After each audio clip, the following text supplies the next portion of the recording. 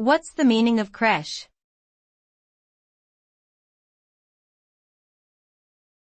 Crèche.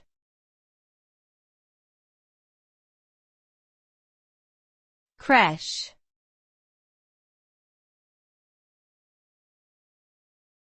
Crèche.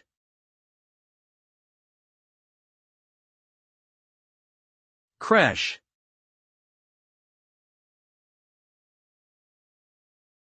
A crèche is a French term that refers to a nursery where young children are cared for during the day while their parents are at work or otherwise engaged.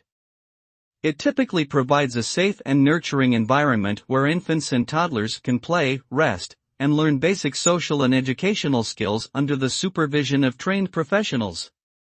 Creches may also offer various services related to child development and well-being, such as health checkups, early education programs, and parental support groups.